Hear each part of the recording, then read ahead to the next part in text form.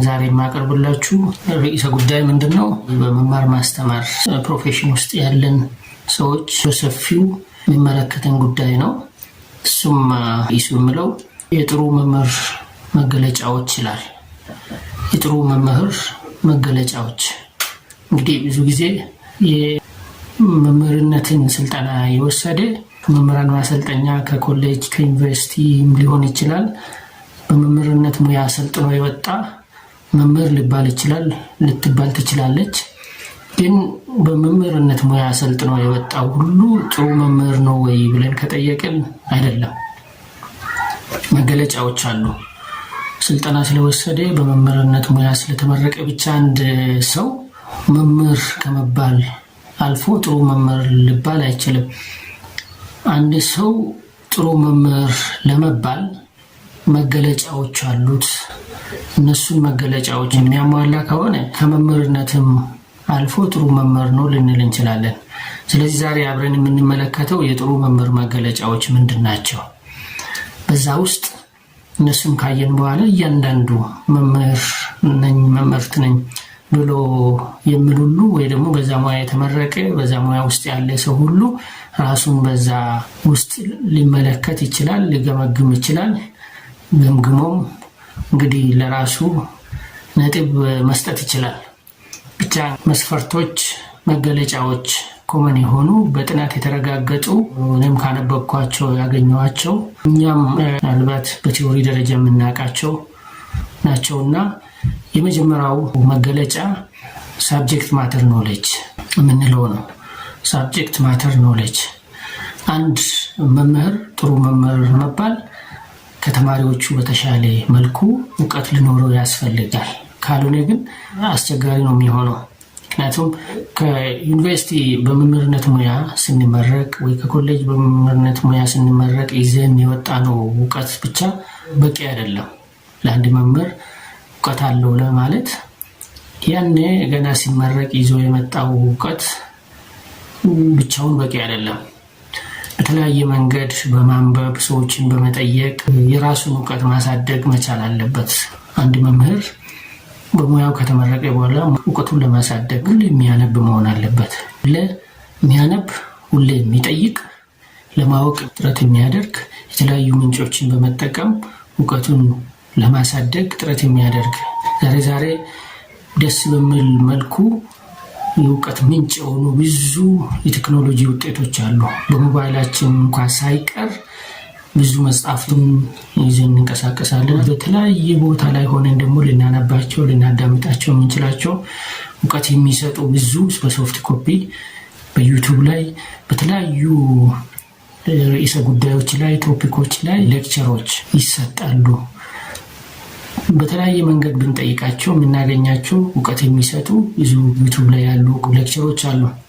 እነሱን በማዳመጥ እውቀታችንን ልናሳድግ እንችላለን። ስለዚህ ዛሬ ላይ ከራሳችን ችግር የተነሳ ካልሆነ በስተቀር የሪሶርስ እጥረት የለም።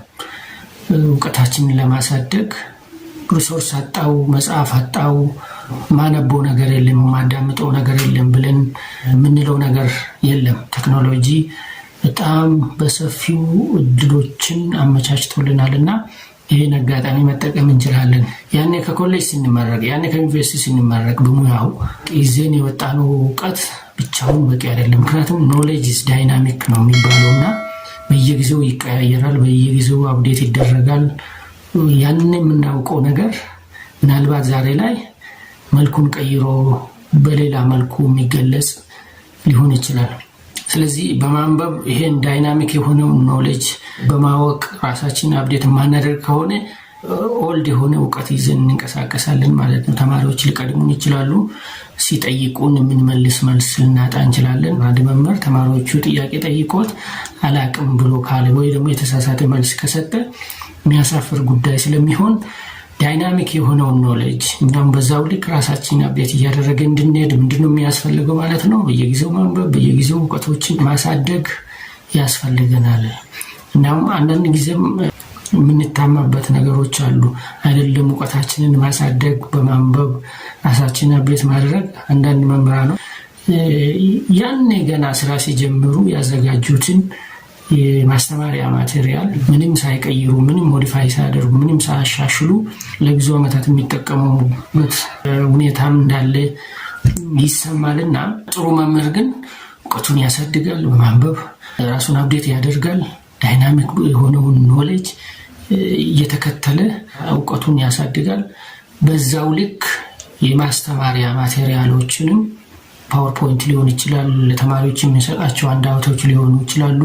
በየጊዜው እያሻሻለ እየቀየረ ኢምፕሩቭ እያደረገ መሄድ አለበት ማለት ነው። ስለዚህ እውቀታችንን ብቻ ሳይሆን ማስተማሪያ ማቴሪያሎቻችንንም ጭምር እያሻሻልን መሄድ ይኖርብናል ማለት ነው። ግን በዚህ ረገድ እኛ ደካሞች ካልሆነን በስተቀር ጓደኞቻችን፣ ባልደረቦቻችን፣ በዙሪያችን ያሉ ሰዎች አንዱ የእውቀት ምንጭ ሊሆኑ ይችላሉ። በዛ ላይ በተጨማሪ የቴክኖሎጂ ውጤት የሆኑን ዩቱብ፣ ኢንተርኔት እና የመሳሰሉት ደግሞ ተጨማሪ የእውቀት ምንጭ ይሆናሉ ማለት ነው እና እነዚህን መጠቀም ያስፈልጋል። ካልሆነ ግን እውቀታችን ሊያድግ አይችልም። ዳይናሚክ የሆነውን እውቀት ልናሻሽል አንችልም፣ ልናሳድግ አንችልም። ተማሪዎች ይቀድሙናል። እንደዛ ከሆነ ግን ጥሩ መምህር አይደለንም ማለት ነው። ስለዚህ የጥሩ መምህር መገለጫ እውቀቱን የሚያሳድግ፣ እውቀቱን የሚያሻሽል፣ የሚያነብ፣ ተማሪዎቹንም እንዲያነቡ የሚያነሳሳ፣ ተማሪዎች ለሚጠይቁት ጥያቄ ትክክለኛ መልስ የሚሰጥ፣ ራሱን እያሻሻለ ማቴሪያሎቹን እያሻሻለ በየጊዜው የሚጠቀም መምህር ነው ማለት ነው። ካልሆነ ግን ጥሩ መምህር ልንባል አንችልም። አንድ ጊዜ አስታውሳለሁ 9ኛ ክፍል ተማሪ እያለሁ አንድ መምህር አስታውሳለሁ። የፊዚክስ አስተማሪ ነው። ፊዚክስን እንዲጠላ ያደረገኝ አስተማሪ ነው። ምንድነው ገና የመጀመሪያ ቀን ክፍል ሲገባ ምንድነው ያለው? እንግዲህ እኔ ሳብጀክቱን ምንም ብዙም አላቅም፣ ከእናንተ የተሻለ አላቅም፣ ስለዚህ አብረን እንማራለን፣ ብዙም ጥያቄ አታብዙ፣ ከእናንተ የተሻለ አላቅም ብሎ ጀመረ። እንግዲህ ይታያችሁ፣ አንድ መምህር ገና ክፍል ገብቶ እኔ አላቅም ብሎ ካለ ከሱ ምንድን ነው የምንጠብቀው? እውነት አስተማሪ ነው ብለን የተሻለ ነገር ይዞልን ይመጣል፣ አዲስ ነገር ኢንፑት ይዞልን ይመጣል ብለን ልንጠብቅ አንችልም። ገና ከመጀመሪያው አፕታይት የሚዘጋ ነገር ስለሆነ እንዳለውም ሁሌ ክፍል ሲገባ ሌሎችን ላይ ካልኩሌሽኖች እንዲሰሩለት አድርጎ መስታወሻው ላይ ደብተሩ ላይ ይዞ ይመጣና ይዞ የመጣውን ጥቁር ሰሌዳ ላይ ገልብጦ ይወጣል። ማንም አይጠይቀውም፣ ጥያቄ ማያስተናግድም፣ ይዞ የመጣውንም ነገር አያብራራም። እንደዚህ አይነት መምህር እንግዲህ አስቸጋሪ ነው። አንደኛ ተማሪው በመምህሩ ላይ ኮንፊደንስ እንዳይኖረው፣ እንዳያምነው፣ እንደ አስተማሪ እንዳይቆጥረው የሚያደርግ ነገር ነው። ሁለተኛ ደግሞ ያን ኮርስ መምህሩ ይዞ የመጣውን የሚያስተምረውን ኮርስ ራሱ ተማሪው እንዲጠላ ያደርጋል። እኔ አሁን ፊዚክስ የጠላሁት 9ኛ ክፍል ላይ በዚህ መምህር ምክንያት ነው።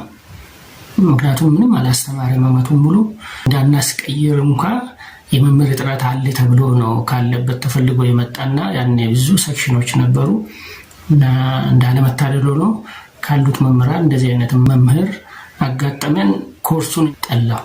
ስለዚህ አንዳንድ መምህራን ምን ወዶን ኮርሱን ከአንድ እንጠላ ሊያደርጉ ይችላሉ። ለዛ ያለንን አፕታይት ሊዘጉ ይችላሉ። እንደዚህ አይነት መምህር ጥሩ መምህር አይባልም። መምህር ነው ግን ጥሩ መምህር አይደለም። በሙያው ተመርቀዋል፣ ግን ሙያው የሚፈልግበትን ነገር ስለማያሟላ በቂ እውቀት ስለሌለው እውቀቱንም እያነበበ ደግሞ ሚራክል አይደለም እኮ እውቀት ማሳደግ ማለት ይሁን ከሰማይ የሚወርድ ነገር አይደለም፣ ሚራክል አይደለም። በማንበብ ማወቅ ደግሞ ይቻላል። ስለዚህ እንዳንተች ጥሩ መምህር እንድንባል ከተፈለገ ምንድነው ሙያችን ነው። ሙያችንን ማሳደግ ያስፈልጋል። ማንም ሰው ሙያውን የማሳደግ ግዴታ አለበት። ካልሆነ ግን ለሙያው ክብር የለውም እንደማለት ነውና አንድ አስተማሪ አንድ መምህር ነው ከተባለ ወይ መምህር ነኝ ብሎ ራሱን የሚጠራ ከሆነ ጥሩ መምህር መሆን አለበት። ጥሩ መምህር የሚሆነው ደግሞ ራሱን እኔ ጥሩ መምህር ነኝ ብሎ ስለጠራ ሳይሆን በተግባር ሲያሳይ ነው። እውቀቱን ሲያሳድግ፣ እውቀቱን ሲያካፍል በተገቢ መንገድ፣ ከዛ በኋላ ደግሞ ተማሪዎች ለሚጠይቁት ጥያቄዎች ተገቢ የሆነ መልስ የሚሰጥ፣ ያልገባቸውን ነገር እንዲጠይቁ የሚያነሳሳ አይነት መምህር ከሆነ ኮንፊደንስ አለው፣ እውቀትም አለው ማለት ነውና አንድ መምህር ጥሩ መምህር የሚያስብለው አንደኛው ሳብጀክት ማተር ኖሌጅ ሲኖረው ነው። ይህን ሳብጀክት ማተር ኖሌጅ በማንበብ ማሳደግ ይችላል፣ በመጠየቅ ማሳደግ ይችላል፣ ጥረት ማድረግ ይኖርበታል የሚለው ነው። ይህ አንደኛው ሲሆን፣ ሁለተኛ ደግሞ